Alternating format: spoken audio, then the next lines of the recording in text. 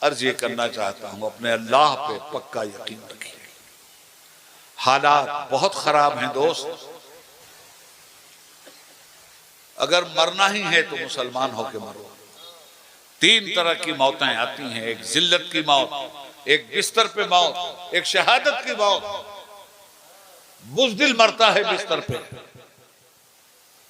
मरना ही है तो अल्लाह से शहादत की मौत मारो। घर तोड़वा के नहीं, गर्दन तोड़ के मरो। बर्बाद होके नहीं, नस्लें फिर बर्बाद करो। बुज़दिल हो गई, पूरी कौम बुज़दिल हो गई। भगौड़ों की एक पूरी जमात तैयार हो गई। अगर इसी तरह इमाम हुसैन डर गए होते सामाईन हजरात, ये प्रोग्राम तो आज तारीख में कोई जगह नहीं होती उनकी। की जानिब से आज तारीख सदाकत से उनके नाम को कोई माई का लाल मिटा नहीं सकता, इसलिए कि खालिद कभी हाथों में अलम लेते हैं, तारिक कभी मौजों के कदम लेते हैं। हर दौर में उठते हैं यजीदी फितने, हर दौर में शब्बीर जन्म लेते हैं। माशाअल्लाह। नारे तकबीर, नारे रिसालत, दयारे मदीना कॉन्फ्रेंस। सरकार दो आलम सल्लल्लाहु अलैहि वसल्लम की शान में गुस्ताखियां हो रही हैं और आप मुजम्मती बयान दे रहे हैं। नबी पाक सल्लल्लाहु अलैहि वसल्लम की अजमत से खिलवाड़ हो रहा है और आप कोई मुजाहिरा करने के लिए तैयार नहीं। पुरअमन मुजाहिरा, कानून को हाथ में न लेकर मुजाहिरा। हक है आपका संघर्ष करना, हक है आपका सत्याग्रह करना, हक है आपका ऐसे जालिमों के खिलाफ जुलूस निकालकर हुकूमत के बहरे कान को खोलना और हुकूमत की अंधी आंखों में माशाअल्लाह हया का सुरमा लगाना। बहुत अच्छा। हाँ, मगर इतनी बात जरूर याद रहे, दूसरों के जुलूस की तरह आपका जुलूस नहीं होना चाहिए। पता चलना चाहिए कि बद अखलाकों का जुलूस कैसा होता है और खुश अखलाकों का जुलूस कैसा होता है। पता चलना चाहिए कि दीन के गद्दारों का एहतजाज कैसा होता है और दीन के वफादारों का एहतजाज कैसा होता है। हमने दिल्ली में ये काम किया, हमने रुदौली और लखनऊ में ये काम किया। हम बहुत जल्दी रामलीला ग्राउंड पे भी ये काम करने जा रहे हैं इंशाअल्लाह। पीसफुल मुजाहिरा, मगर जरूर होना चाहिए। ये चंद मोटी मोटी बातें थी जो मैंने आप तक पहुंचा दी। ये दौर तकरीर करने का नहीं है दोस्त, ये दौर तहरीक करने का है, मोमेंट करने का है, समझने का है, समझाने का है। समझिए इस बात को। आग हमारी सर्द हो गई है। जब हमारे ईमान की आग लहरा दी थी तो बड़े से बड़ा रुस्तम सामना करने से थर्राता था। बीच चौराहे पे आग का अलाव लगा और आग जब अपने शबाब पे हो और शोले परचमे सुर्ख लहरा कर आसमान से बातें कर रहा हो, है किसी रुस्तम की हिम्मत कि आग जब अपने जलाल में हो तो उसमें हाथ डाल दे। सब भाग रहे थे उस आग से जो अपने शबाब पे थे, मगर सुबह में जब हम उसी रास्ते से गुजरे तो आग अपना मिजाज सर्द कर चुकी थी, राख बन गई थी और तुम्हारे इलाके का चूहड़ा, तुम्हारे इलाके का चुट्टा, तुम्हारे इलाके का लंपट जूते की ठोकर से उसे उड़ाता हुआ जा रहा था। जहां बड़े बड़े सोहराब ने, बड़े बड़े रुस्तम ने रात में हाथ डालने से अपने आप को आजिज पाया था। क्यों? आग जब शबाब में है तो रुस्तमे ज़मा भी हाथ डालने से थर्राता है। आग सर्द हो जाती है तो ठोकरों पे उड़ा दी जाती है। मुसलमानों के सीने में जब तक इसके रसूल की आग रोशन थी, जब तक इसके रसूल का शोला शोला जन था, जब तक इसके रसूल का परचमे शोले सुर्ख लहरा रहा था, जमाने की हिम्मत नहीं थी कि तुम्हें आग दिखला दे। मगर जिस दिन से तुम अपने नबी के इल्म पर बहस करने लगे, अपने नबी की नूरानियत और बशरियत पे बहस करने लगे, अपने नबी की जात पर बहस करने लगे। जिस दिन से तुमने अपने नबी की मोहब्बत और अकीदत का चिराग गुल कर दिया, आज जमाने की ठोकरों में तुम आ गए हो। अगर चाहते हो कि कुफ्र तुम्हारी ठोकर में हो तो इश्क की आग पैदा करो, और इश्क की आग का नाम है मोहम्मदुर रसूलुल्लाह सल्लल्लाहु अलैहि वसल्लम की मोहब्बत, उनकी अकीदत। सबसे ज्यादा बातों को आदमी आसानी से कैसे कबूल करता है मालूम? कहानी के जरिए। आप कहानी सुनाओ, पूरी कहानी याद हो जाएगी सामने वाले। नन्हे से बच्चे को तोता मैना की कहानी सुनाते हो कि नहीं? फिर वो बच्चा उस कहानी को दोहराता है अपने दोस्तों में कि नहीं? ये कुरान क्या है? ये भी तुम्हें कहानी सुनाता है। पूरा कुरान कहानी है, पूरा कुरान किस्सा है। सूरत इसकी सूरह कसस है, किस्सा ही किस्सा। सूरह यूसुफ कहानी ही कहानी, सूरह लुकमान कहानी ही कहानी, सूरह मुजम्मिल कहानी ही कहानी, सूरह कुल हु अल्लाहु अहद कहानी ही कहानी।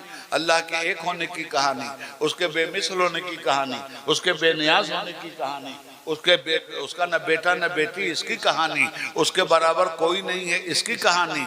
सूरह लहब तब्बत यदा अबी लहबी व तब अबू लहब की कहानी, उसकी बीवी की कहानी।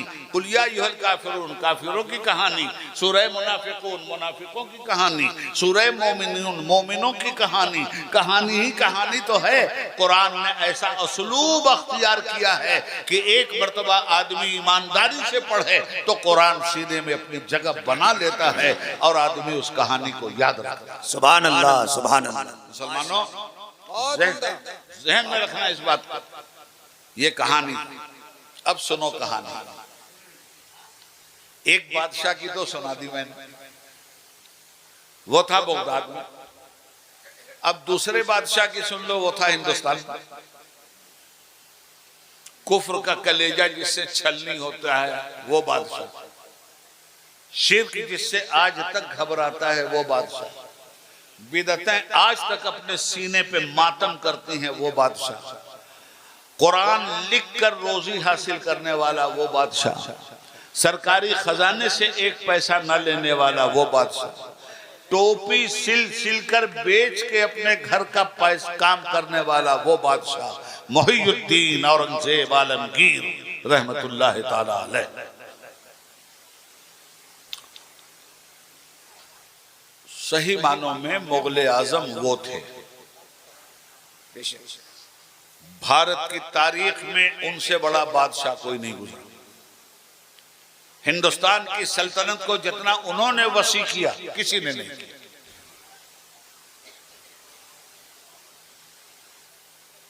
घोड़े पे रहा वो आदमी 55 साल था। किला गोलकुंडा हैदराबाद वो फतह नहीं हो रहा। किला फतह नहीं हो, गौर से सुनना बात। तो बादशाह बहुत परेशान था कि सारे किले फतह हो गए, ये हैदराबाद का किला गोलकुंडा नहीं फतह हो रहा है, क्या करूं? उसने कहा अच्छा पहले राजकाट तो संभालूं। बाप को हटाया, पहले वो गवर्नर थे ना, बादशाह बने। तो पहला काम उन्होंने जानते हो क्या किया? जब कोई बादशाह आता है नया तो पुराने बादशाह के जितने हवारी मवारी होते हैं ना, अनिस्तर मनिस्तर अपरासी चपरासी कलेक्टर कलेक्टर, पहले सबको साफ करता है, इसलिए कि ये उसके वफादार थे। यहां जड़ काटेंगे सबको फिनिश, नए वफादार लाता। औरंगजेब ने भी हुक्म किया किला खाली करें शाहजहां के दरबारी। अब पूरा किला खाली होने लगा, नए ऑफिसर आने लगे। उसी में एक था बहरूपिया।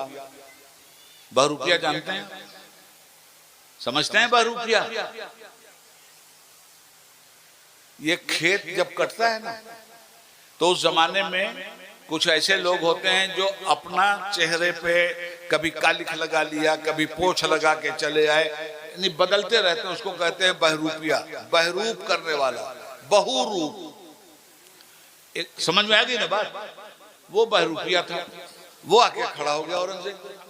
कहा सरकार, मैं आपके बाप का बड़ा वफादार और मैं यहाँ नाच गाना करता था, मैं बहरूपिया हूँ। गौर से सुनो बात। कहा तब?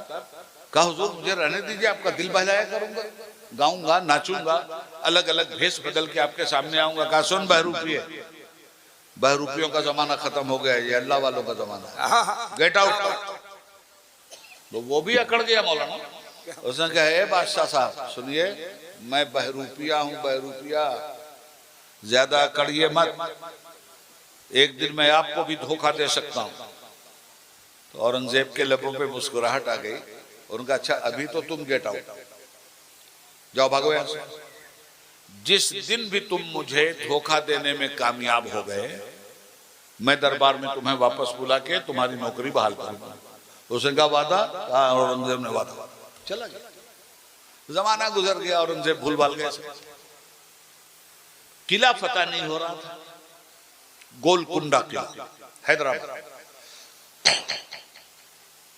औरंगजेब आए दिल्ली बहुत दिनों के बाद, बहुत परेशान थे कि ये किला फतह नहीं हो रहा। तो साथियों ने कहा, औरंगजेब बहुत अल्लाह के वलियों को मानने वाले थे। साथियों ने कहा हुजूर अब किला फतह हो जाए। कहा वो कैसे? कहा जमुना के किनारे एक अल्लाह का वली आके बैठ गया, पूरा दिल्ली भीड़ लगाए हुए, जो जाता है उसकी दुआ कबूल हो जाती है। तो औरंगजेब ने कहा अच्छा चलो हम दुआ करवाते हैं। औरंगजेब आए, अल्लाह का वली बैठा हुआ था रेत पर। और उस जमाने में जमुना बहती थी, आज जहां हजरत निजामुद्दीन औलिया रहमतुल्लाह अलैह का मजार है वहां से।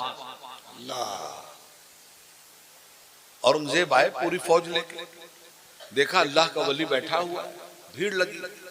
औरंगजेब ने दूर ही चप्पल उतारी, अदब से पहुंचे, जाके सलाम किया, दो जानू बैठ गए। वली ने पूछा तुम कौन? कहा हुजूर मैं आपका गुलाम। आदमी वलायत के मर्तबे पे हो तो बादशाह अपने को बादशाह कह के तारुफ नहीं करवाता। क्या गुलाम? वाह वाह। कहाँ गुलाम बोल, किस लिए आया? कहा सरकार एक दुआ कराने आया। कहा क्या? कहा किला नहीं फतह हो रहा। करीबा गए, सर पे हाथ रखा, इधर मारा, इधर मारा, इधर मारा, छू कर कहा जा किला फतह हो जाएगा अल्लाह के हुक्म से। गया साहब। औरंगजेब जब गए 40 कदम उधर, फिर वली अल्लाह ने पुकारा औरंगजेब इधर आओ। अब ये फिर उल्टे पैर वहां पहुंचे और डरे डरे। कहा सरकार कौन सी गलती हो गई मुझसे? कहा तुमने बहुत बड़ी गलती की। कहा सरकार मुझे माफ कर। कहा माफ करने वाली गलती नहीं है, कैसे माफ कर दूं तुझे? कहा हुजूर हुआ क्या बताएं? कहा बताता हूं। तूने मुझे क्या समझा? अल्लाह का वली। कहा अच्छा। सर के बाल पे एक हाथ लगाया, नकली बाल हटे, दाढ़ी पे एक हाथ मारा है, नकली बाल। कहा औरंगजेब पहचान मुझे, मैं अल्लाह का वली नहीं हूं, मैं बहरूपिया हूं, वही बहरूपिया जिसको बेइज्जत करके तूने मुझे निकाला था। अल्लाह, और तू मुसलमान है, अपना वादा पूरा कर। औरंगजेब रोने लगे। कहा ये मेरे मालिक, 55 साल से घोड़े की पुष्ट पे हूं, कोई मुझे धोखा नहीं दे सका, ये बहरूपिया मुझे धोखा दे गया, मैं हार गया।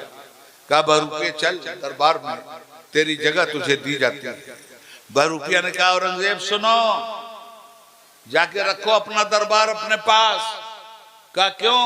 अरे कहा मैं नकली नमाजी बन के आया तो हिंदुस्तान के बादशाह को झुकाया, हाय हाय हाय। जिस दिन असली नमाजी बनूंगा कायनात मेरे सामने झुकेगी। वाह वाह माशाअल्लाह, अल्लाहु अकबर, अल्लाहु अकबर, या रसूल अल्लाह। वाह वाह वाह। वयुकीमूनस्सलाह, नमाज कायम करते हैं मोमिन। अब जब नमाज इस तरह कायम करेगा तो जब पड़ोसी का हक मारेगा तो उसने नमाज कायम नहीं किया, जब बेईमानों का साथ देगा तो उसने नमाज कायम नहीं किया। मालूम यह हुआ कि नमाज पढ़ना और है और नमाज को कायम करना और है, और यही और आपके लिए काबिले गौर है। माशाअल्लाह। इराक में 2 शहर हैं मशहूर, एक का नाम है कूफा, दूसरे का नाम है बसरा। हमने कहा ना कि हम पूरी कहानी सुनाएंगे आपको। जब कहानी सुनता है आदमी तो उसके दिल दिमाग में बहुत जमाने तक वो महफूज रहती है। कुरान करीम का यही कमाल है। हजरत यूसुफ अलैहिस्सलाम की कहानी सुनो कुरान से। बहुत अच्छा। बाबा मैंने ख्वाब देखा कि चांद सितारे और सूरज मुझे सजदा कर रहे हैं। बाप ने कहा बेटा अपने भाइयों के सामने मत बयान करना इसको, वो तो उससे हसद करने लगेंगे। फिर कुरान ने कहानी आगे बढ़ाया। यूसुफ बहुत खूबसूरत थे, भाई सब हसद करते थे। फिर भाइयों ने बाप से कहा कि ले जाते हैं हम अपने साथ, यूसुफ खेलेगा जंगल में, हम लोग शिकार करेंगे। ले जाके यूसुफ को कुएं में ढकेल दिया। वापस यूसुफ का कुर्ता लाए, एक भेड़िए का खून लगाकर, और लाके याकूब अलैहिस्सलाम को कहा कि बाबा यूसुफ को भेड़िया खा गया। ये कहानी है कि नहीं? ये किस्सा है कि नहीं? अजी मैं अगर कहानी कह रहा हूं तो नहीं, उबैदुल्लाह इसको कसस नहीं कहता, अल्लाह इसको कसस कहता है। और कसस ही नहीं कहता, अहसनुल कसस करता कहता है, खूबसूरत किस्सा। वाह। फिर यूसुफ अलैहिस्सलाम को कैसे मिस्र में बेचा गया, फिर कैसे वो जेल में गए, फिर कैसे जुलेखा ने डोरे डाले, फिर वो कैसे जेल से निकले, फिर कैसे वो मिस्र के बादशाह बने, फिर कैसे भाइयों को और माँ को और बाप को बुलाया, फिर कैसे जब वो तख्त पे थे बाप ने माँ ने देखा, 10 भाइयों ने देखा तो सब सजदे में गिर गए। फिर हजरत यूसुफ ने कहा बाबा बचपन में जो मैंने ख्वाब देखा था वो ख्वाब देखो अल्लाह ने आज पूरा कर दिया। ऐसे पढ़ो कुरान और ऐसे करो जलसा, बहुत अच्छा। और ऐसे बुलाओ मुकर्रिर।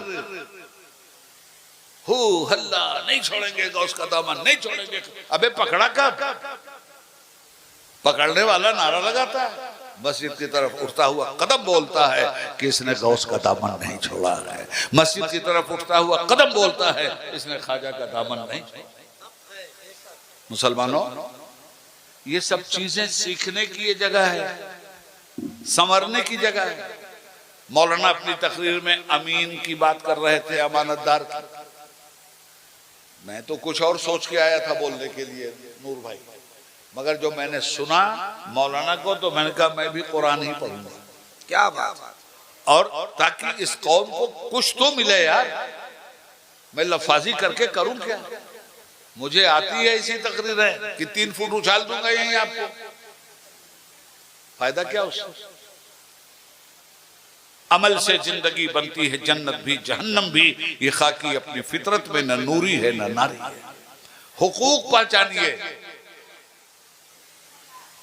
कूफा और बसरा में एक अमीन ताजिर था, अमानतदार। तो क्या करता था, कूफा वालों का पैसा बसरा वालों के पास पहुंचाता, और बसरा के ताजिर का पैसा कूफा के ताजिर के पास पहुंचाता था। बात समझ में आई? एक दिन कूफा के ताजिर का पैसा 1 लाख दिरहम लेकर वो चला बसरा वालों के घोड़े पे बैठा। गौर से सुन लीजिए बात। रास्ते में एक अपाहिज नजर आया, बैसाखी पे चल रहा था। उसने आवाज दिया, भाई साहब मैं मुसलमान हूं, आप कहां जा रहे हैं? कहा मैं बसरा जा रहा हूं। कहा भाई साहब मैं गरीब आदमी हूं, अपने घोड़े पे मुझे भी बिठा दीजिए, इतना लंबा रास्ता क्या को जा रहा है, शॉर्टकट मुझे मालूम है, उधर से ले चलता हुआ। बिठा दिया। जो शॉर्टकट वो ले चला तो एक जगह पहाड़ों का दर्रा है, चारों तरफ पहाड़। वहां उसने कहा भाई साहब मुझे पेशाब लगा है, आप भी सुस्ता लीजिए और उसके बाद फिर चलते हैं। नमाजी उतर गया, घोड़े को बांध दिया, वो पहाड़ की ओट में पेशाब करने चला गया। मगर इतनी तेजी, ये बेचारा नमाजी सो गया, इतनी तेजी से आया और आने के बाद नमाजी के सीने पे चढ़ गया और खंजर निकाल दिया। उसने कहा जितना माल है निकालो, मैंने तो ये बहाना किया था लंगड़ा लूला होने का, मैं हूं डाकू और इसी तरह तुम्हारे जैसों को फंसा के यहाँ लाता हूं और छीन लेता हूं। माल निकालो और मरने के लिए तैयार हो जाओ। सुन लो आखिरी बात। कहा भाई ये माल ले ले, तू धोखा तो दिया ही तूने, मेरी जान लेके क्या करेगा? कहा जी नहीं, हम वो डाकू नहीं है जो निशान छोड़े, जरा नजर डालो इधर। उसने जो नजर डाली जमीन पे तो देखा इधर खोपड़ी उधर खोपड़ी, इधर इंसान की हड्डी उधर इंसान की हड्डी। कहा भाई साहब आपको भी मरना होगा। अब इस बेचारे नमाजी ने देखा कि अब तो नहीं बच सकते। सुन लो, गौर से सुन लो ये बात, अब नहीं बच सकते। कहा ठीक है भाई, मेरी एक बात मान लोगे डाकू? कहा हाँ बोलो। कहा 2 रकात नमाज पढ़ने दोगे? हाय हाय हाय। अब ये मेरी जिंदगी की आखिरी नमाज। कहा ठीक है पढ़ो।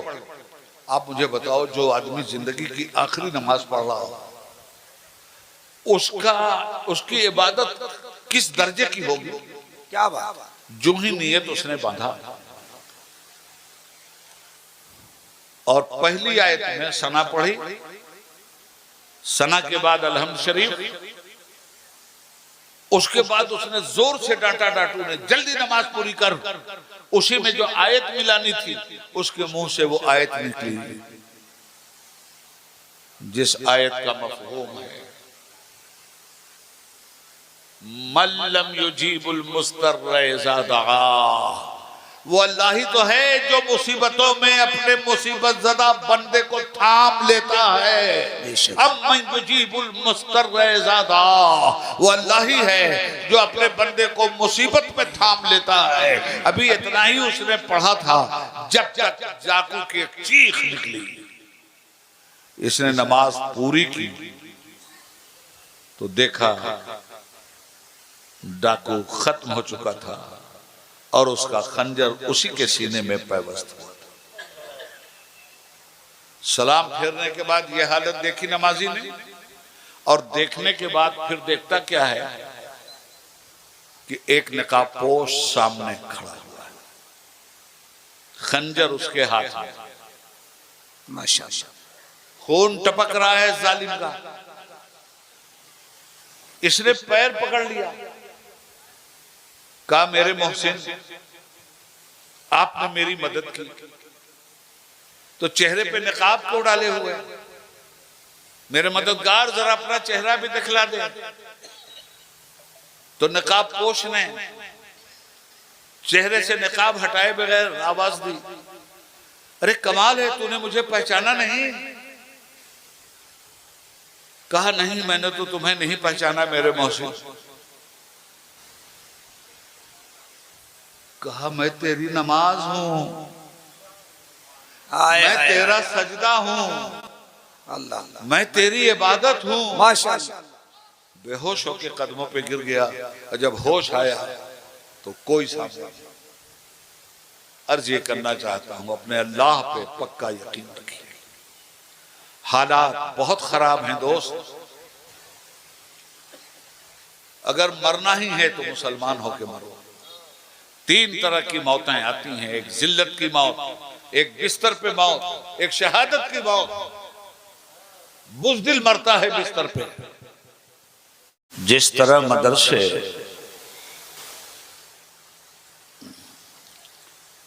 में तलबा जमा होते हैं और उनके असातिज़ा उन्हें पढ़ाते हैं, तो मकसद तालिब इल्मों का मदरसे में आने का ये होता है कि हम अपने उस्ताद से तालीम हासिल करें, इस्लामी तरबियत हासिल करें, इस्लामी अकीदा, अमल और इखलाक हासिल करें। अवामुन नास का ये मदरसा है जिसको हम जलसा कहते हैं। बेशक। और आज आप अपने जलसे में पढ़ने के लिए आए, वाह। और उलमाए किराम आज आपको पढ़ाने के लिए आए हैं।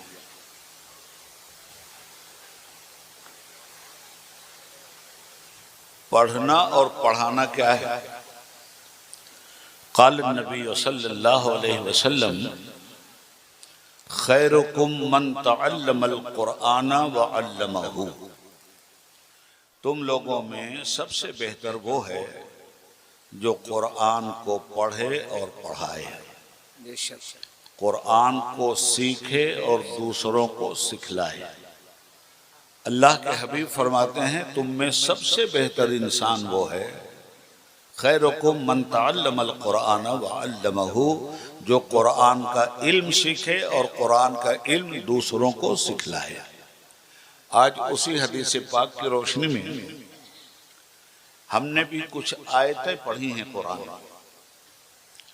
कुरान करीम का आगाज होता है सूरह फातिहा से। सूरह फातिहा के बाद जो दूसरी सूरत आती है उसका नाम है सूरह बकरा।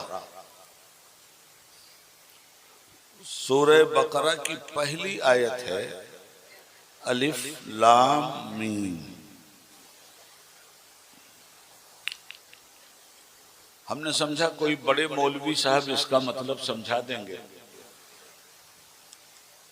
तो बड़े बड़े उलमा तो वो हैं जिन्होंने कुरान का तर्जुमा किया है,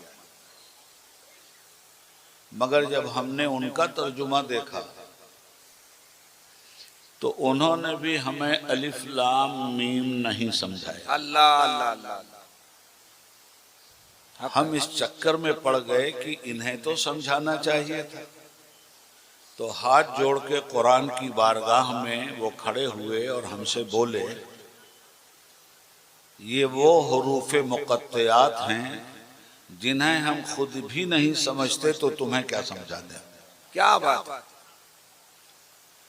तो ये अलिफ लाम मीम का तर्जुमा हर मुतरज्जिम ने उसके नीचे अलिफ लाम मीम ही किया है। अब इसको कहते हैं हुरूफे मुक़त्तियात। इसी तरह कुरान करीम में और भी हुरूफे मुक़त्तियात, अलिफ लाम रा, उसके नीचे तर्जुमा और जुमा कुछ नहीं है, बस अलिफ लाम रा, ऐन सीन काफ ताहा यासीन तासीम मीम काफ हा या ऐन सा। कुरान करीम में मुख्तलिफ सूरतों में शुरू के आगाज में आप इस तरह के हुरूफ पाएंगे जिन्हें इस्लामी इस्तिलाह में हुरूफे मुक़त्तियात कहा जाता है। बेशक बेशक। तो लाने वाले कौन थे, पाने वाले कौन थे और भेजने वाला कौन था? ये अलिफ लाम मीम भेजने वाला अल्लाह रब्बुल आलमीन, पाने वाले सरकार सैयदना रहमतुल लिल आलमीन, लाने वाले जिब्रील अमीन। माशाअल्लाह। हम कोशिश करेंगे कि बहुत सादे जुमलों में आपके साथ अपनी बात को पहुंचाएं। बड़ा धीरज रखिएगा और कुरान को समझने की कोशिश कीजिएगा, जलसा कामयाब हो जाएगा। सुभान अल्लाह। आलमून तालमून फेकम फाकी नाराबाजी, ये जलसे की तबाही की दलील है, जलसे की कामयाबी की दलील नहीं। तो अच्छी तरह से कुरान करीम की एक आयत उन्होंने सुनाई है, चंद आयतें मैं आपके सामने रख रहा हूं।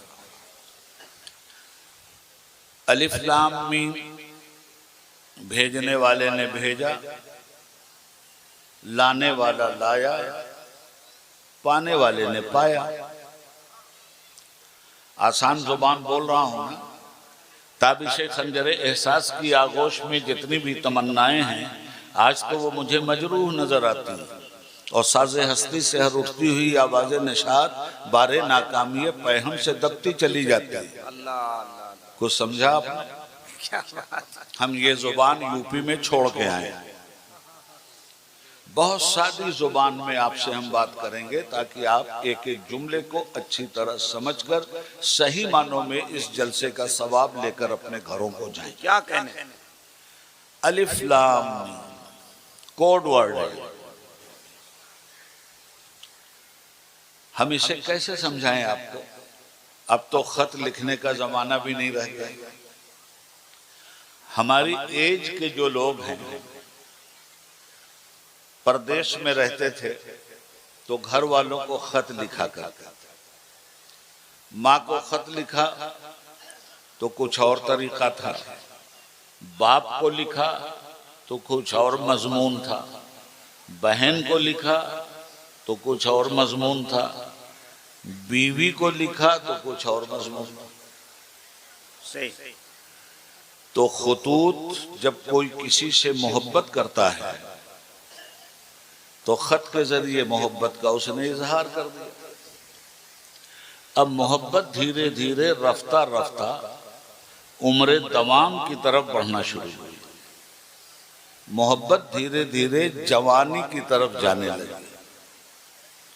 तो आज दुनिया का आदमी जब अपने महबूब को खत लिखता है तो महबूबों को जो खतूत लिखे जाते हैं, ये जो ऑल इंडिया मुशायरा होता है, इसमें शायरों की तूल कलामी आप सुनते हैं।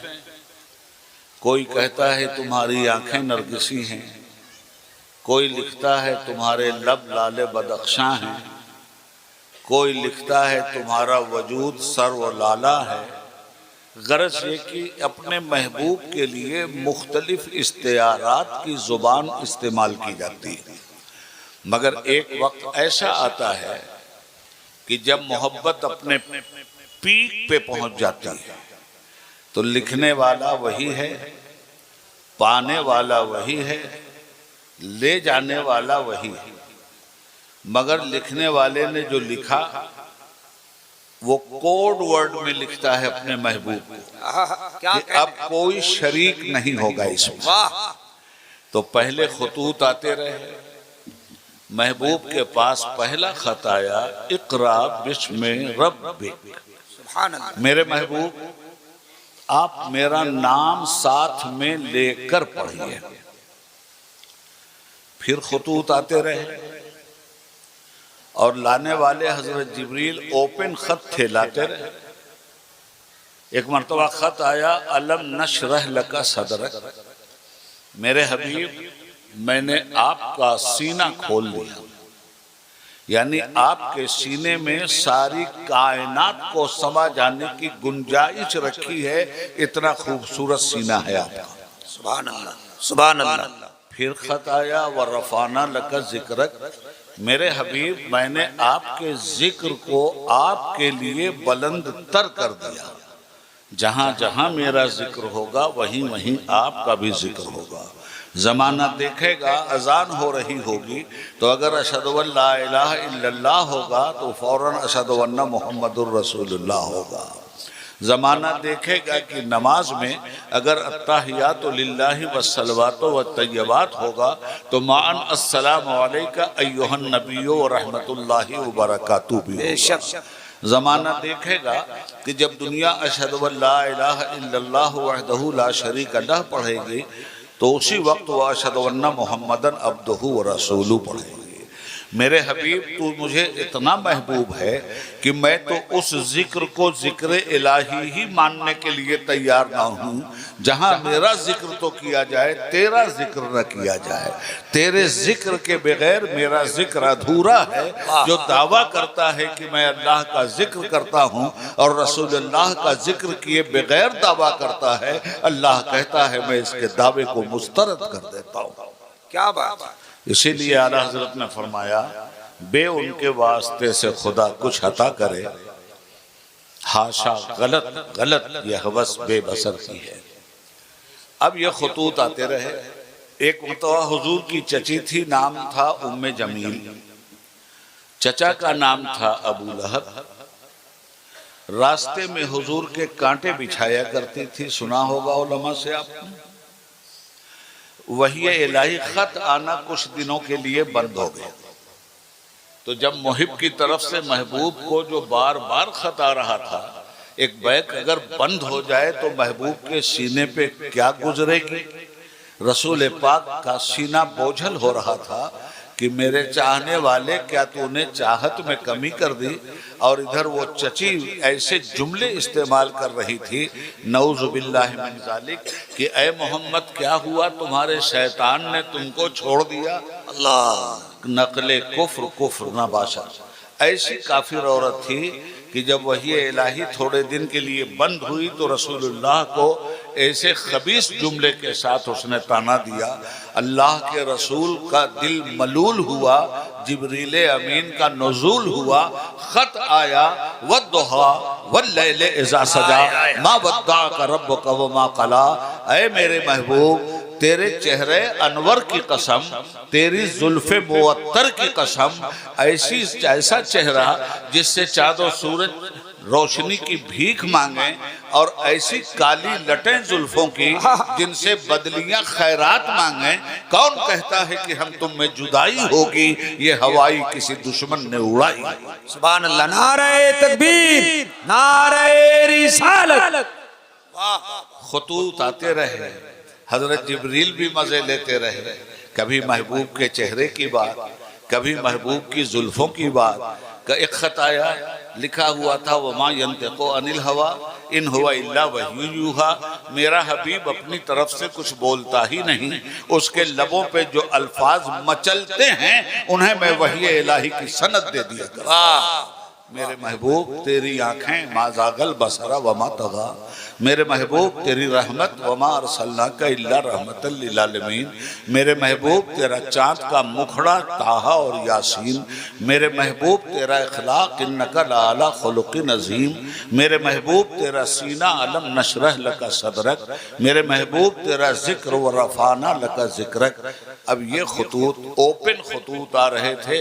जिब्रील अमीन पहले पढ़ के खुद वजद फरमा रहे थे, उसके बाद रसूल पाक के पास वो खत पहुंचा रहे थे।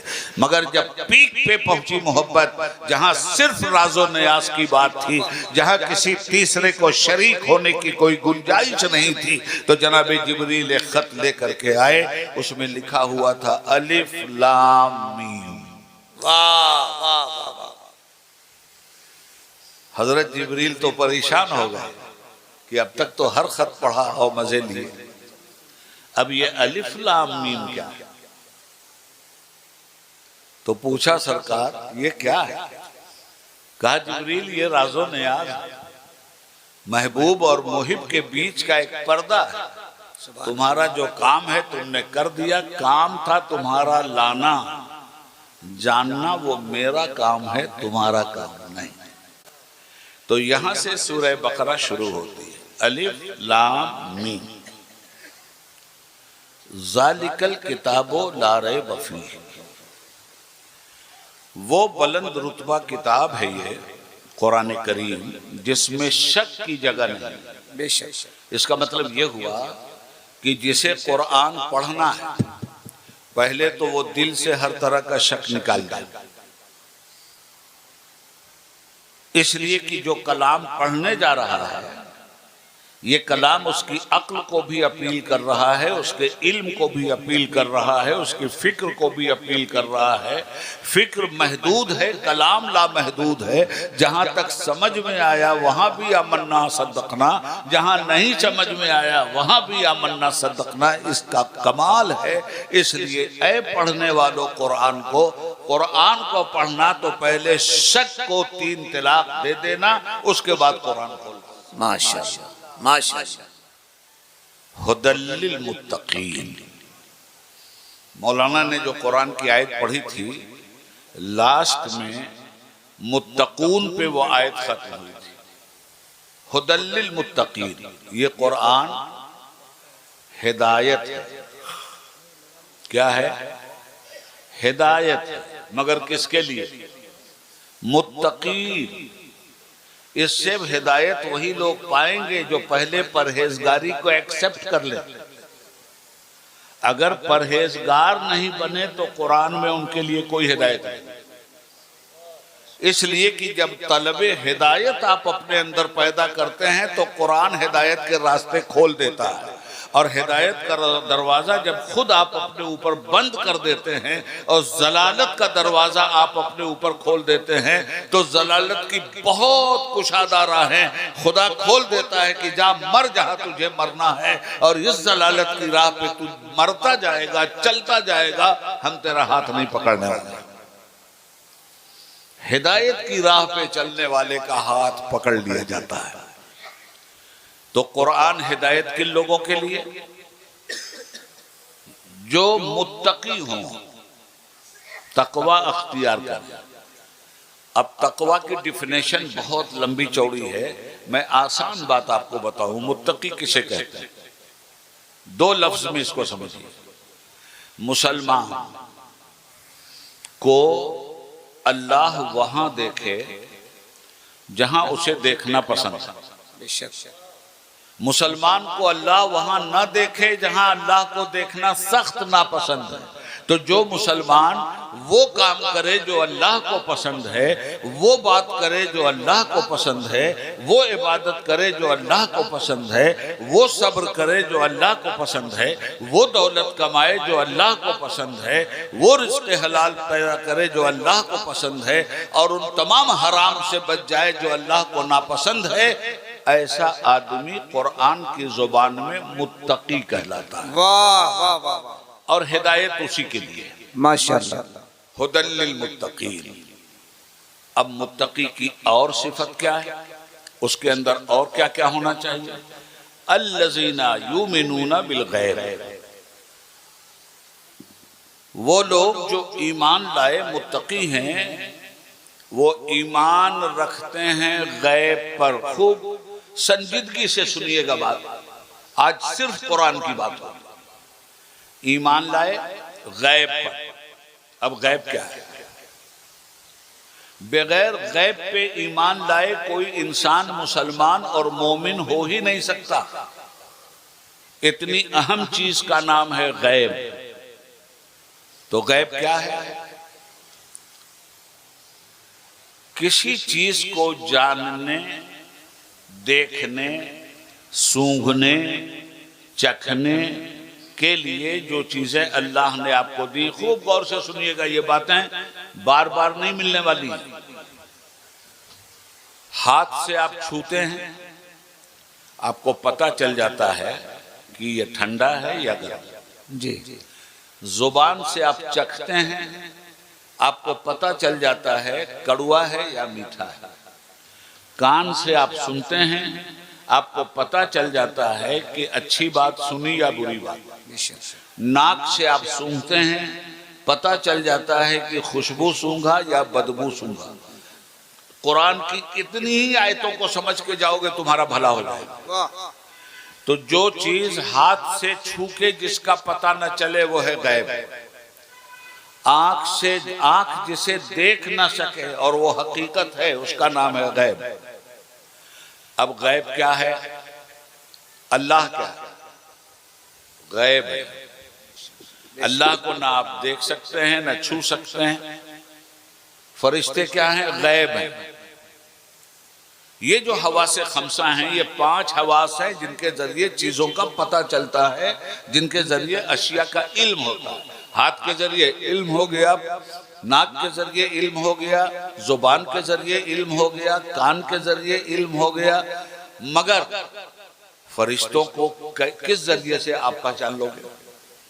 फरिश्ते को छू नहीं सकते, फरिश्ते को चख नहीं सकते, फरिश्ते को सूंघ नहीं सकते, मगर युमिनून बिल गैब, ईमान लाते हैं वो गैब पर।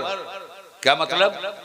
हम छू सके नहीं छू सके, देख सके न देख सके, मगर हमारा ईमान है कि अल्लाह ने फरिश्तों को पैदा किया है। फरिश्ते मुदब्बिरातुल अम्र हैं, दुनिया में अल्लाह के हुक्म की बजा आवरी के लिए फैले हुए हैं।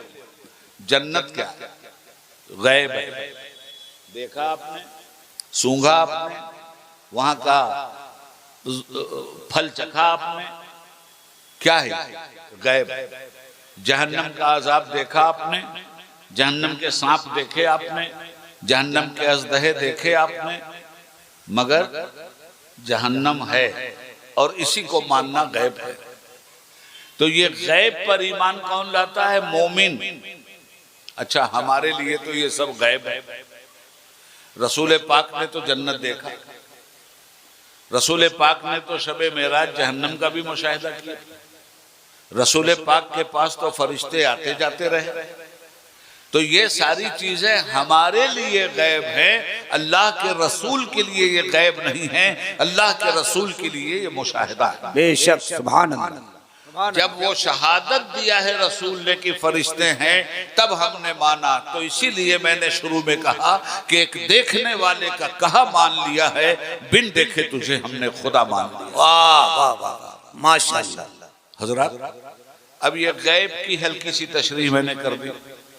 अल्लज़ीना युमिनूना बिल गैब, आगे आयत आती है व युकीमूनस सलाह, और कायम करते हैं नमाज। बैठो बैठो बैठो, नफ्स को मार के बैठो यहां और समझो कि अल्लाह का कलाम तुमसे क्या कह रहा है। वह यकीमुनस सलाह, और मोमिन की पहचान यह है कि वो नमाज कायम करते हैं। हम लोग क्या कर रहे हैं? नमाज पढ़ते हैं जी, और अल्लाह ने कहीं भी पढ़ने का हुक्म ही नहीं दिया। कमाल ये, अल्लाह। सुनो काम की बात, हम लोग नमाज पढ़ते हैं और अल्लाह ने नमाज पढ़ने का हुक्म ही नहीं दिया। अल्लाह ने क्या हुक्म दिया? व युकीमूनस सलाह, नमाज कायम करो।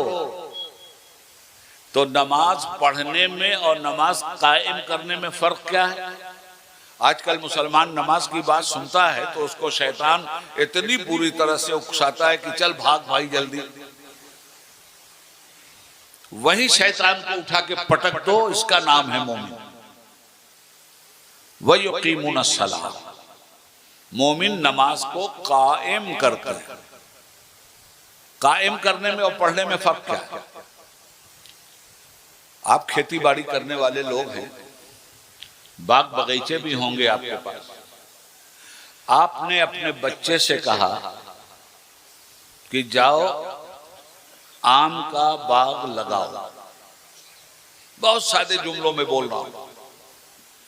बच्चा आपका वफादार, वो गया खेत में, आम का बाग उस बच्चे ने लगा दिया और लगा के हाथ पैर धुल करके आ गया। आम की नर्सरी लगाया, हाथ पैर धुल के आ गया घर और कहने लगा वालिद साहब आपके हुक्म की तामील हो गई। कहा बेटा लगा दिया बाग? कहाँ लगा दिया? कहा चलो जरा हम भी देखें कैसे लगाए। जब बाबा जी वहां गए तो उनके उस खेत से बकरियां जा रही थी, मगर मुंह में आम की सारी पत्ती और जड़ें लेके जा रही थी। लगा के आया था, बाप को खुशखबरी दी, वहां पहुंचे तो बाग उजड़ चुका था। तो कहा बेटा बाग लगाने का मफहूम ही तुमने नहीं समझा। मैंने गलती की कि तुमसे कहा बाग लगाओ। काश मैंने कुरान पढ़ लिया होता तो मैं ये नहीं कहता कि बाग लगाओ, मैं फिर तुमसे कहता कि बाग जाकर कायम करो। क्या बात। इसलिए कि कुरान कहता है कि अमल का बाग है नमाज, इसे कायम करो। क्या मतलब? मतलब यह हुआ कि जो पेड़ आपने लगाया, अब उसकी तरफ से आपको बेफिक्र नहीं होना है। अगर आम के पौधे से आने वाले दिनों में आम का फल भी खाना है तो बाग लगाना भी होगा और बाग की देखभाल भी करनी होगी। उस पर जब मच्छर आएंगे तो उन्हें हटाना होगा, कीड़े आएंगे तो उसकी दवा लगानी होगी, डालनी होगी। उस वक्त तक अपनी फसल की आपको हिफाजत करनी होगी जब तक आपकी फसल कट कर आपके घर में आपके माल की शक्ल में महफूज ना हो जाए। ये नमाज जो है ये ईमान के खेत में आमाल का सबसे खूबसूरत पेड़ है, आमाल का सबसे खूबसूरत फल है। हम गए फजर में, जोहर में, असर में, मगरिब में, इशा में नमाज पढ़ा, हाथ पैर झाड़ के चले आए, इसको नमाज कायम करना नहीं कहते। नमाज कायम करने का तरीका ही कुछ और है। आम के बाग में आप देखते होंगे, आपका इलाका तो उसका है, लीची का है, तो लीची के इलाके की मैं मिसाल आपको दे दूं। मचान डाल देते हो कि नहीं बंदरों से बचाने के लिए माल को? अच्छा, उसमें खाद डालते हो कि नहीं? उसमें आप कीड़ों को मारने वाली दवाएं डालते हो कि नहीं? कितनी मेहनत करते हो तब जाकर के वो फल आपके हाथ लगता है। मालूम यह हुआ कि बाग लगा देना ये कमाल की बात नहीं है, बाग को कायम करना ये कमाल की बात है। कुरान करीम कहता है नमाज अमल का बाग है। अच्छा, आप कहेंगे कि नमाज का बाग लगाया हमने और ये अमल का बाग, इसकी कैसे हिफाजत करें? इसकी भी अगर हिफाजत नहीं कीजिएगा तो इसके दरख्त पे भी कीड़े आते हैं, नमाज के पेड़ पे भी कीड़े आते हैं। तो उन कीड़ों को कीड़ा मार दवा अगर आपने नहीं इस्तेमाल किया तो नमाज को तो वो खा जाएंगे। क्या कहने, क्या कहने। बात अगर समझ में आ गई तो समझ लीजिए इस बात को कि नमाज पे कौन से कीड़े आते हैं। जब एक नमाजी नमाज का पेड़ लगाता है तो कीड़े उस पे कौन से आते हैं? नमाज के दरख्त पे झूठ के कीड़े आते हैं। अल्लाह। तो झूठ के कीड़ों को मारने के लिए सच का पाउडर चाहिए। वाह। नमाज के दरख्त पे चुगली के कीड़े आते हैं, नमाज के दरख्त पर बेईमानी के कीड़े आते हैं, नमाज के दरख्त पे नाइंसाफी के कीड़े आते हैं, नमाज के दरख्त पर पड़ोसियों का माल हड़प कर लेने वाले कीड़े आते हैं। इस नमाज को अगर आपको बचाना है तो हर कदम पर उन तमाम कीड़ों को मारना होगा जो कीड़े आपकी नमाज को खा जाते हैं। इसलिए इस नमाज को पढ़ने से काम नहीं होगा, नमाज को कायम जब रखिएगा जभी इस नमाज का फल आपको मिल सकता है। अब मैं आपसे ये अर्ज करना चाहूं, आपने ये समझ लिया 5 वक्त नमाज पढ़ने का नाम है नमाज? जी नहीं, नमाज हर वक्त है कायम होनी चाहिए आपकी जिंदगी में। आंखों में नमाज कायम रहनी चाहिए, कानों में नमाज कायम रहनी चाहिए, जुबान पे नमाज कायम रहनी चाहिए, हाथ और पैर पे नमाज कायम रहनी चाहिए, दिल और दिमाग में नमाज कायम रहनी चाहिए, इखलाक और अमल में नमाज कायम रहनी चाहिए, अकीदे और फिक्र में नमाज कायम रहनी चाहिए, सियासत और इबादत में नमाज कायम रहनी चाहिए। ये नमाज ऐसी चीज है कि आप कहीं नमाज से अलग हो ही नहीं सकते, और जहां आप नमाज से अलग हुए, आपने नमाज तो पढ़ी है, नमाज को कायम नहीं किया है। अब फॉर एग्जाम्पल मुझसे सुनिए, हम यहां आए, नूर भाई उन्होंने हमें दावत दी थी, इकराम भाई उन्होंने हमसे बात की थी, हम उनकी दावत से आपके बीच आ गए। अब यहां आने के बाद आपका खाया, आपकी गाड़ी से आए, आपके किराए से आए, किस लिए आए? इसी काम के लिए आए हैं जो कर रहे हैं। इससे अलग हट के कोई दूसरा काम हम करें तो?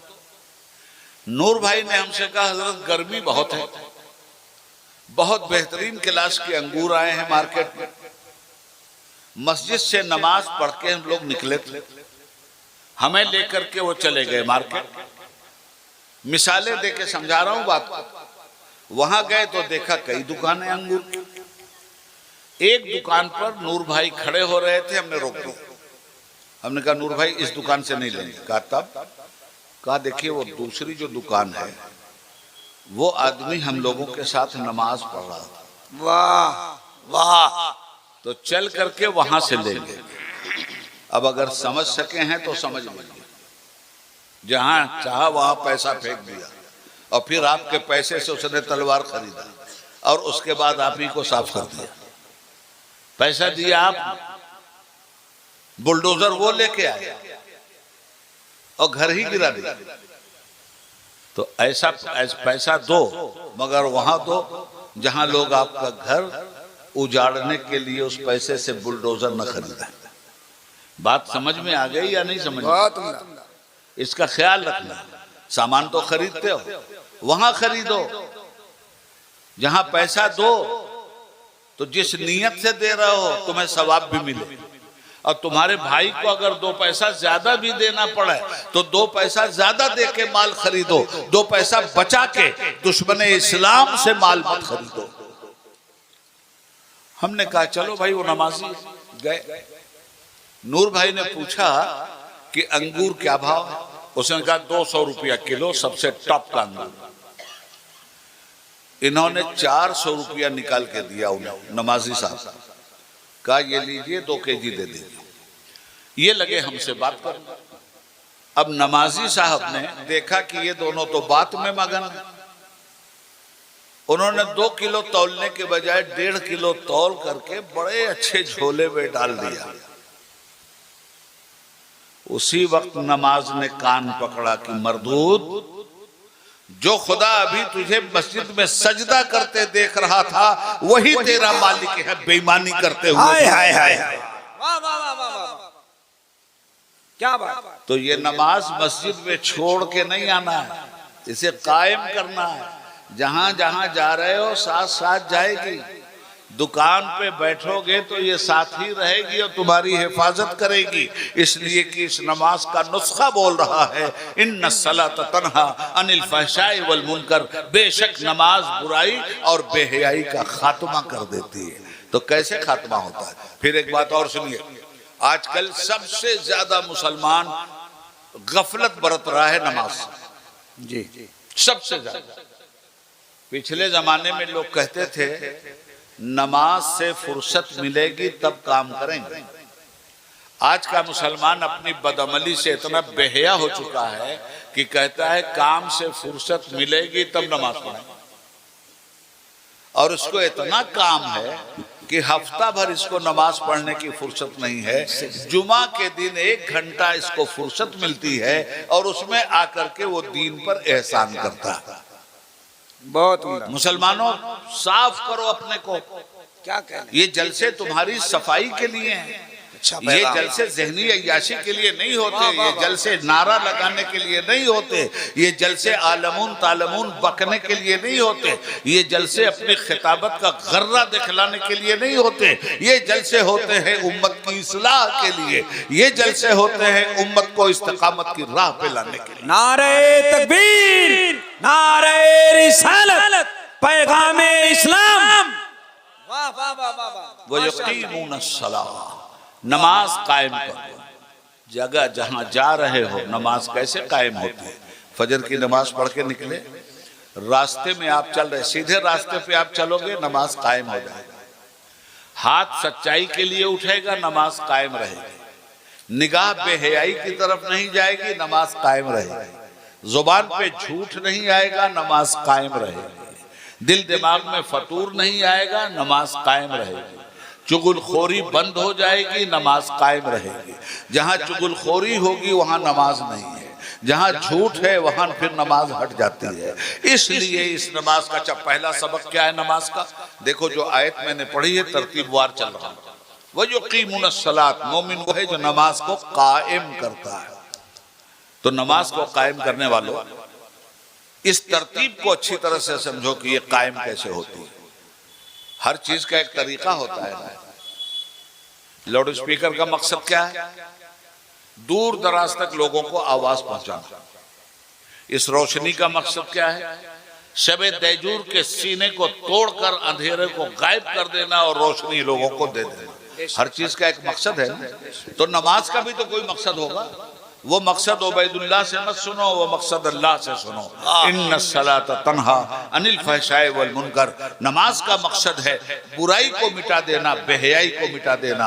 अब अगर किसी की नमाज को ये समझो कि कबूल हो रही है तो भी समझ में आती है, मरदूद हो रही है, मुंह पे मारी जाती है तो ये भी समझ में आती है। वो इंसान जो बुराइयों से अपने को बचा गया, वो नमाजी जो बेहयाइयों से अपने को बचा गया, समझ जाओ कि उसकी नमाजें कबूल होती जा रही हैं। और जो नमाज भी पढ़ता है, बुराई भी करता है, नमाज भी पढ़ता है, चुगली भी करता है, नमाज भी पढ़ता है, सूद भी खाता है, नमाज भी पढ़ता है, बेईमानी भी करता है, नमाज भी पढ़ता है, अल्लाह के बंदों का भी हक मारता है, नमाज कबूल नहीं होती। सीधा सा फंडा। वयुकीमुनस्सलाह, नमाज को कायम करना। मैं आपको बताऊं आज हमारे हालात क्या है। अल्लाह के नबी सल्लल्लाहु अलैहि वसल्लम ने फरमाया था, मुसलमानों तुम पर तुम्हारे रब ने सिर्फ 2 काम फर्ज किए, तीसरा काम तुम्हें नहीं दिया जाता। 2 काम कर लो तुम सच्चे मुसलमान। हाँ या रसूलल्लाह बताएं वो 2 काम कौन से हैं? कितना आसान है इस्लाम, ये समझो। हुजूर ने फरमाया 2 काम, जो मुसलमान 2 काम कर लेगा वो पक्का मुसलमान। पूछा या रसूलल्लाह वो क्या है? फरमाया एक है हुकूकुल्लाह, अल्लाह का हक अदा करना, माशाअल्लाह। दूसरा है हुकूकुल इबाद, अल्लाह के बंदों का हक अदा करना। जो मुसलमान ये 2 काम ईमानदारी से करे, मैं उसकी गारंटी लेता हूं, ये नबी पाक ने कहा है, मैं गारंटी लेता हूं उस मुसलमान की जो अल्लाह का हक अदा करे और अल्लाह के बंदों का हक अदा करे। अब आप सोचें, आप तो खूब नारा लगाते हैं, आप शफाअत हुजूर की चाहते हैं, और जो हुजूर कहते हैं मेरी शफाअत अगर चाहते हो मेरे रब का हक अदा कर देना और मेरे रब के बंदों का हक अदा करना। अब हम अपने गरेबान में झांक कर देखें इस जलसे में कि कितना हम अपने रब का हक अदा करते हैं और कितना रब के बंदों का हक अदा करते हैं। मुसलमानों, ये इस्लाम है, ये सरफरोशों के लिए आया है, बुज़दिलों के लिए नहीं आया। ये मुजाहिदों के लिए आया है, कबूतर जैसा दिल रखने वालों के लिए नहीं है। ये अर्श का ताड़ा तोड़ने वालों के लिए आया है, जमीन के कुफ्र से लर्जा होने वालों के लिए नहीं है। ये कुफ्र का कलेजा तोड़ने के लिए आया है, शिर्क का जनाजा निकालने के लिए इस्लाम आया है, बिदअतों को दफन करके सुन्नतों का चिराग जलाने के लिए इस्लाम आया है। आज हम किस कदर दूर हो गए अपने दीन से। मनफात एक है इस कौम की, नुकसान भी एक ही सबका खुदा, दीन भी ईमान भी एक, हरम पाक भी, अल्लाह भी, कुरान भी एक। क्या बड़ी बात थी होते जो मुसलमान भी एक हैं। कहीं एक, जब एक नहीं तो नेक कहां से। इसी बिहार की बात है, सीतामढ़ी। मैं जब बिहार से मेंबर पार्लियामेंट था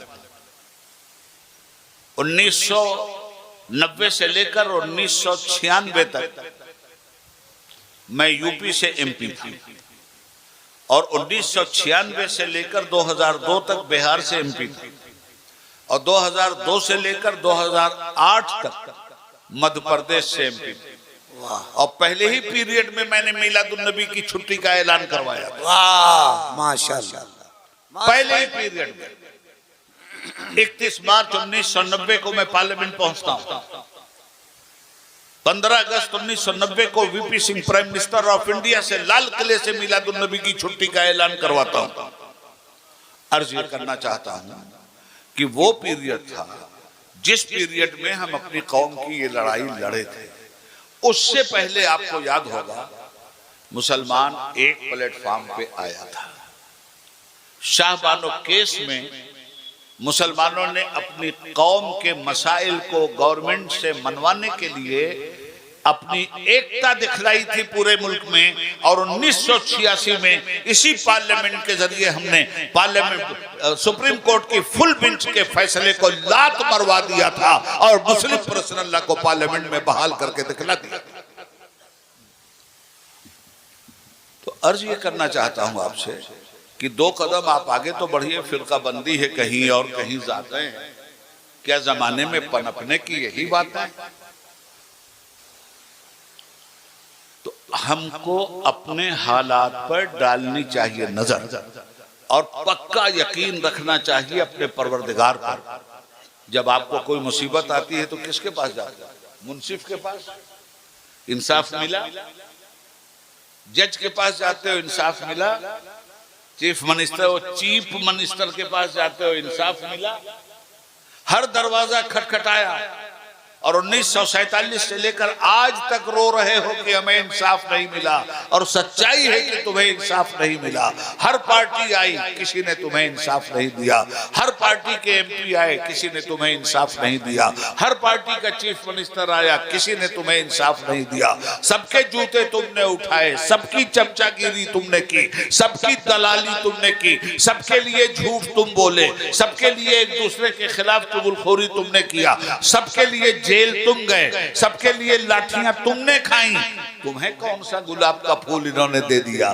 तुम्हारी नस्लों को बर्बाद किया इन्होंने। मगर मैं तुमसे कहना चाहता हूं, जितना इनके दरबारों में तुम जाकर के गिड़गिड़ाए थे, जितना इन झूठों के दरबार में जाकर तुमने इनको हाकिम समझा था, एक मर्तबा सच्चे दिल से उसके दरबार में तुम आ गए होते जो हाकिमों का हाकिम है। अलैहिस्सलाहु बिअहकमिल हाकिमीन, अल्लाह से बड़ा हाकिम कौन है?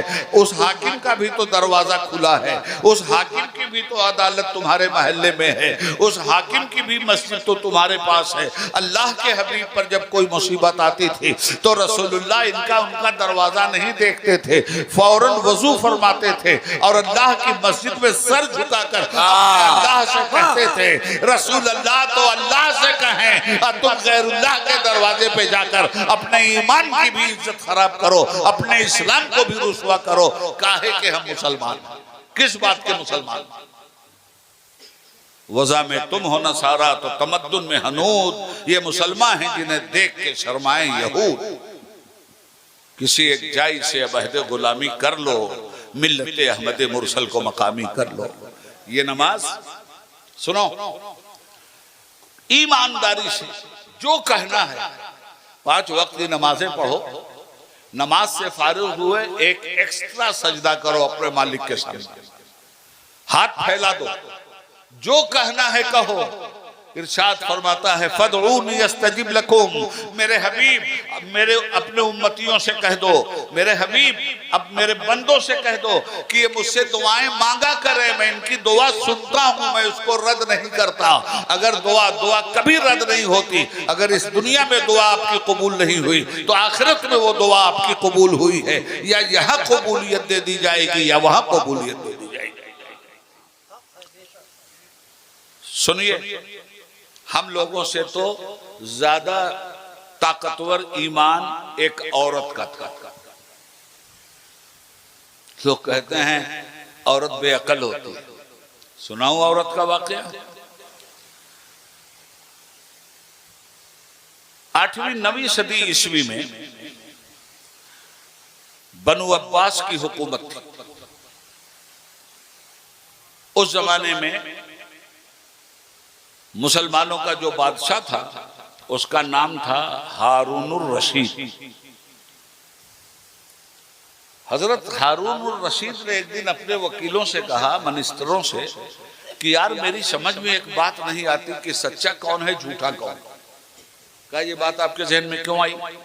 कहने इसलिए आई कि देखो जो आता है 7 अर्शी सलाम 7 फरशी सलाम, हम आपके लिए जान दे देंगे, हम आप पे कुर्बान हो जाएंगे। मेरी समझ में बात नहीं आती कि कौन मुझसे मोहब्बत करता है और कौन मेरी दौलत से मोहब्बत करता है, कौन खुद गरज है और कौन बेगरज है। मोहब्बत के दावेदार तो सब है। क्या क्या मुसलमानों, हम भी मोहब्बत के दावेदार हैं रसूल पाक से, मगर कल अगर रसूल पाक ने छांटना शुरू किया हमको कि तुम्हें तो मुझसे मोहब्बत का दावा था, और नमाज मेरी आंखों की ठंडक थी। कभी मेरी आंखों की ठंडक पहुंचाने की तुमने कोशिश नहीं की और जबरदस्ती या नबी सलाम अलैक या रसूल सलाम अलैक। रसूल कहते हैं नमाज पढ़, मैं नहीं या नबी सलाम अलैक या रसूल सलाम अलैक। रसूल कहते हैं हराम छोड़, नहीं या नबी सलाम अलैक या रसूल सलाम अलैक। रसूल कहते हैं बुराई छोड़, नहीं नहीं या नबी सलाम अलैक या रसूल सलाम अलैक। क्या मतलब है? और जो जाहिल है ना मेरी इस गुफ्तगू को समझ भी नहीं पाते, और जो पढ़े लिखे हैं और उन्हें जहालत आती है वो कहेंगे देखिए या नबी सलाम अलैहि की मुखालफत। तो उन जाहिलों से तो मुझे कुछ लेना देना नहीं, मगर मैं आपसे कहता हूं, आपका मालिक आपसे कहे, आप गए अपने मालिक पास, मालिक सलाम मालिक सलाम मालिक सलाम। मालिक ने कहा हाँ भाई ठीक है, अब जाओ फला काम कर दो। काम करने जा ही नहीं रहा, मालिक सलाम मालिक सलाम मालिक सलाम। अब बताइए ये मालिक माना उसने? क्या बात? मालिक माना? मालिक कह रहा है जा वो काम कर, मेरा हुक्म है, हिलता ही नहीं, बस मालिक सलाम मालिक सलाम मालिक। ये तो हम लोग कर रहे हैं, और क्या कर रहे हैं? मालिक कह रहे हैं नमाज पढ़, हम कहते हैं मालिक सलाम मालिक सलाम। मालिक कहते हैं बुराई छोड़, हम कहते हैं मालिक सलाम मालिक सलाम। कल मालिक ने अगर पूछ लिया तब क्या करो? मालिक ने कहा था जिहाद करो तो दस्त है, दरिया भी न छोड़े हमने, बहरे जुल्मात में दौड़ा दिए घोड़े हमने। मालिक ने कहा था मैदान बद्र में आओ तो 313 की किल्लत के साथ आए और कुफार की कसरत और वहदत का झंडा गाड़ के मुस्कुराने लगे। मालिक ने जहां बुलाया था वहां सरफरोशाने तमन्ना चले गए। सलीबोदार सही दश्त कोहसार सही, जहां भी तुमने पुकारा है जानिसार चले। सुनी जो बागे जरस तो कत्ल गाहे जफा, कफन बदोश हसीराने जुल्फे यार चले। माशाअल्लाह माशाअल्लाह। जहां मालिक ने बुलाया वहां वहां चले। फांसी पे बुलाया तो वहां चले, रसन पे बुलाया तो वहां चले, मस्जिद में बुलाया तो वहां चले, बद्र में बुलाया तो वहां चले। हम खाली कहानी सुनाते हैं। आज के दौर का बद्र सामने हम खड़े होने के लिए तैयार नहीं। आज के दौर का ओहद सामने हम खड़े होने के लिए तैयार नहीं। आज का अबू जहल हमें ललकार रहा है और हम बुज़दिल होकर उसके तलवे चाट रहे हैं। काट देना चाहिए वो पैर जो हमें ललकारे, मगर मुंह में कुरान की जुबान तो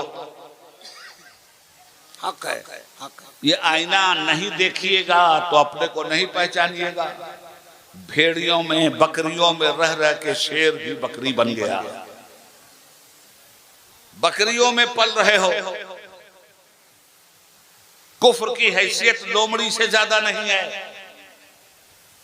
और तुम्हारी हैसियत शेर से कम नहीं है। मगर नजर आई है गुलशन में हवा नासाजगार अपनी, गुले बागे खलीली भेज दे बादे बहार अपनी। तरीके मुस्तफा को छोड़ना है वजह बर्बादी। वाह वाह। इसी से कौम दुनिया में हुई बेइख्तिदार अपनी। हमें लाजिम है शाहनशाह बतहा की रजा जुई, वो अपने हो गए तो रहमते परवरदिगार। माशाअल्लाह। नारे तकबीर। जरा बुलंद आवाज से थोड़ी बेदारी आ जाए। नारे तकबीर, नारे रिसालत, अज़मत इस्लाम, शरीयत मुस्तफा। माशाअल्लाह। तो हारून रशीद ने कहा कि मुझे असली और नकली का पता चाहिए। हम लोग भी बड़े भारी आशिक रसूलुल्लाह है ना। मिलादुन नबी में डीजे के साथ हमारा जुलूस चलता है। ये इश्क है हमारा या इश्क की रुसवाई? जुलूस चलेगा, नमाज का वक्त आया जुलूस नहीं रुकेगा। नमाज बड़ी कि जुलूस बड़ा? जब मैं कहता हूं कि या अल्लाह मेरा हाल देख, हुक्म होता है कि अपना नाम है आमाल दे। अल्लाह अपने तरीके को, अपनी सुन्नत को नहीं बदलता। अल्लाह फरमाता है कि मैं किसी भी कौम की हालत को उस वक्त तक नहीं बदलता जब तक वो कौम अपनी हालत खुद भी बदलने के लिए तैयार ना हो। हम हैं बदलने के लिए। बादशाह ने कहा असली कौन नकली कौन? तो मंत्रियों ने कहा हुजूर बगदाद के सबसे बड़े मैदान में एक नुमाइश लगवाई और उस नुमाइश गाह में अपनी हुकूमत, अपनी सल्तनत की एक एक चीज रखवा दी। एक सोने का सेट रखवा दीजिए, एक हीरे का सेट रखवा दीजिए, एक चांदी का सेट रखवा दीजिए, एक मोती का सेट रखवा दीजिए, एक घोड़ा खड़ा कर दीजिए, एक ऊंट खड़ा कर दीजिए, जो भी चीजें हैं कपड़ा डाल दीजिए और ऐलान करवा दीजिए कि पूरा बगदाद आ जाए और जो आदमी जिस चीज पर हाथ रख देगा वो उसका मालिक है, बादशाह की तरफ से वो चीज उसके घर पहुंच जाएगी। दौड़ पड़े लोग, देखा कोई सोने पे हाथ रख के खड़ा है, कोई चांदी पे हाथ रख के खड़ा है, कोई घोड़े पे हाथ रख के खड़ा, जिसको जो चीज पसंद थी उस पे हाथ रख के खड़ा है। उसी में पहुंची एक औरत और जाने के बाद देखा जो उसने कपड़ों की बहार, तो मचल गई, दौड़ी कपड़ों की तरफ। जब तक सामने देखा सोना, और सोना कह रहा था सलाम अलैकुम, हम भी हैं। तो इसने कहा ना ना ना, सोच समझ के हाथ रखना चाहिए। बादशाह ने कहा है जो जिस पे हाथ रखे वही उसका, तो कपड़े पे हाथ रखूंगी तो सोना नहीं मिलेगा। अब गई सोने पे हाथ रखने, तो उधर से हीरा ने कहा सलाम अलैकुम, हम भी हैं। अब उधर हाथ रखने गई तो मोती ने कहा इधर भी दे। अब वो तो पगला गया, तो कहने लगे नहीं, खूब घूमो नुमाइशगाह, सोच समझ के हाथ रखना, एक ही चीज पे ना। घूमी, अब घूमने के बाद फिर अपने दिल से उसने सवाल किया कि अच्छा मेरे दिल ये बता कि ये जो कपड़े हैं ये किसके हैं? तो दिल ने कहा बादशाह। अब कहा ये सोना, कहा ये भी बादशाह, और ये चांदी, कहा ये भी बादशाह, ये हीरा, ये भी बादशाह, ये मोती, ये भी बादशाह की, ये घोड़े हाथी सब बादशाह के। उसने कहा ठीक। निकल के आई, बादशाह सलामत जहां बैठे थे ना, पीछे खड़ी हुई और कंधे पे हाथ रखते। हाय हाय हाय हाय, क्या बात। पलटा बादशाह, उसने कहा बेवकूफ औरत, भरी नुमाइश में तुझे कोई चीज नहीं पसंद आई, यहाँ क्या खड़ी हो रही? उसने कहा सरकार पसंद क्यों नहीं आई? तो कहा क्यों नहीं जाके हाथ रखा? कहा हुजूर रख तो दिया।